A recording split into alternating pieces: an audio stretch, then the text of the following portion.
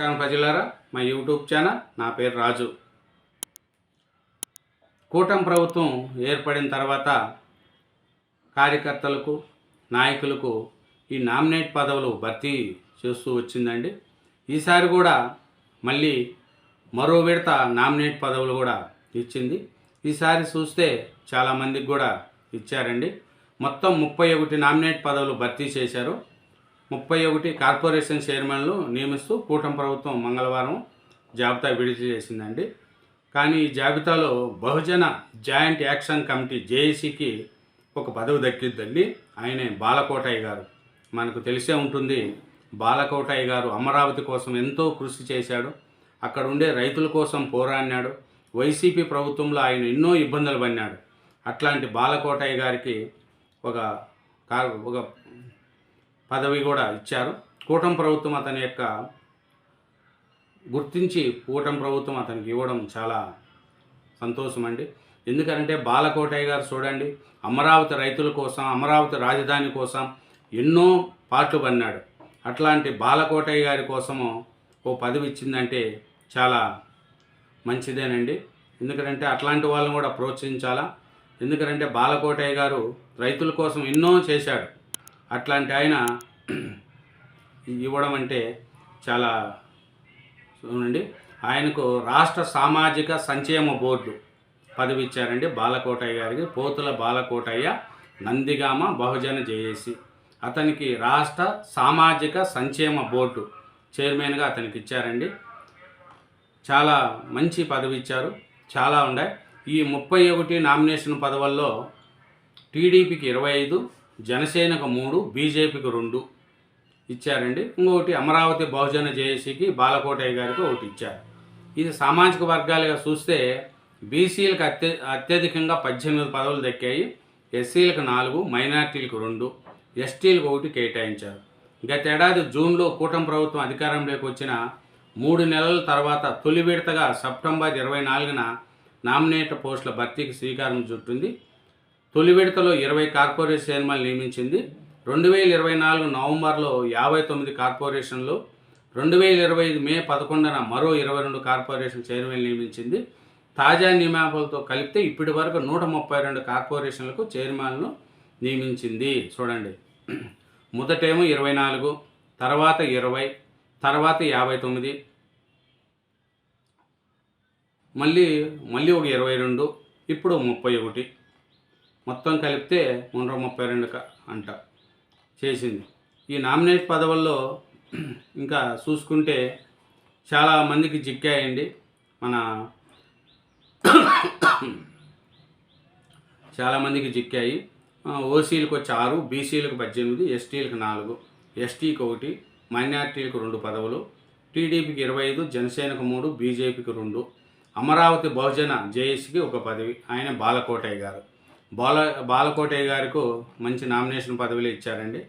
ఎందుకంటే కార్పొరేషన్ చైర్మన్ల వివరాలు ఇలా ఉన్నాయండి. షెడ్యూల్ కులాల cooperative finance corporation limited Prabhakar అంట, కోడుమూరు, టీడీపీ.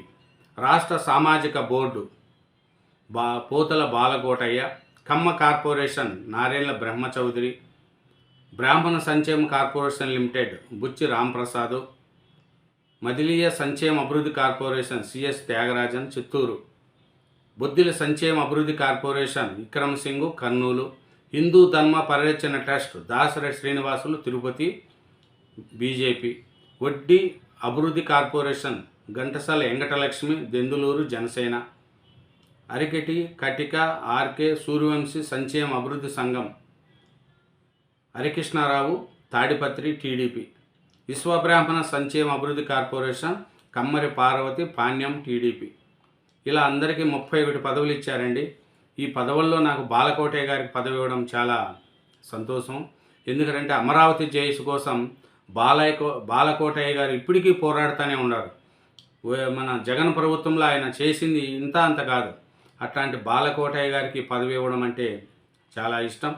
బాలకోటయ్య గారికి ఈ పదవి దక్కడం కూడా మంచిది.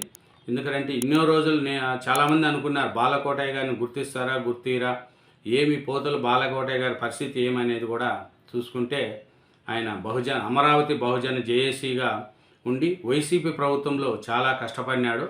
అట్లాగే ఇంకా చూసుకుంటే కొన్ని నామినేట్ పదవులతో పాటు ప్రభుత్వం కూడా ఇంకా పార్టీపై ఫోకస్ పెడుతుందంట. నేడు టీడీపీ కేంద్ర కార్యాలయానికి చంద్రబాబు, లోకేష్ గారు వస్తున్నారు. సమస్యగత నిర్మాణంపై రాష్ట్ర అధ్యక్షుడు పల్లాతో చర్చలు జరుపుతారంట. మిగిలిన నామినేట్ పదవుల భర్తీపైన కూడా దృష్టి.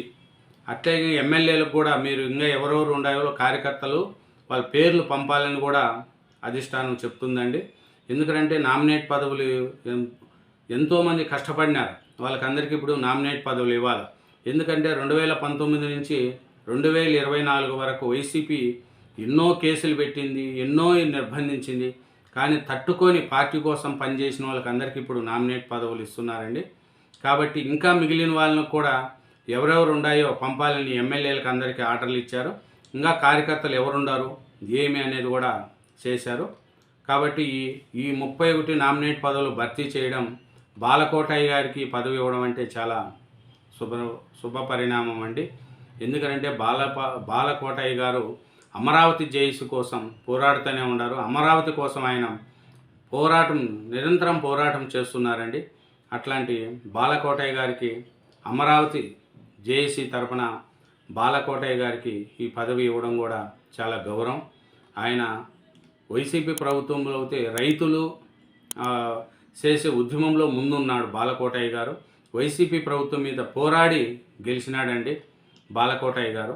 అలాంటి బాలకోటయ్య గారికి పదవి ఇవ్వడం కూడా మంచిదే. ఆయన పదవి చూసుకుంటే రాష్ట్ర సామాజిక సంక్షేమ బోర్డుగా పోతుల బాలకోటయ్య, నందిగామ బహుజన జేఏసీ ఇచ్చారండి. కాబట్టి పోతుల బాలకోటయ్య గారికి పదవి దక్కడం చాలా మంచిది. ఎందుకంటే ఆయన నీకు చూస్తే రైతుల కోసం పోరాడినాడు, అమరావతి రైతుల కోసం ముందున్నాడు, కేసులు పెట్టించుకున్నాడు, జైలు జీవితాలు గడిపాడు. వైసీపీ ప్రభుత్వంలో ఆయన పడిన బాటలు కష్టాలు కూడా గుర్తించి కూటమి ప్రభుత్వం అతనికి నామినేట్ పదవి ఇవ్వడం చాలా గర్వించదగనం. కాబట్టి ఇలాంటి వాళ్ళని ప్రోత్సహించుకోవాలా. ఎందుకంటే అమరావతి కోసం, రాజధాని కోసం భూములు ఇచ్చిన రైతులను ఇబ్బంది పెడుతూ ఉంటే బాలకోటయ్య గారు లాంటి వాళ్ళు ఎంతో ముందుండి వాళ్ళకు సహాయం చేశారండి. అట్లాంటి బాలకోటయ్య గారిని ఎప్పటికి కూడా మర్చిపోకూడదు. అందుకని కూటమి ప్రభుత్వం అతనికి నామినేట్ పదవి ఇచ్చి గౌరవించిందండి. Thank you very much. Channel subscribe చేయండి, ఈ వీడియోను లైక్ చేయండి. Thank you.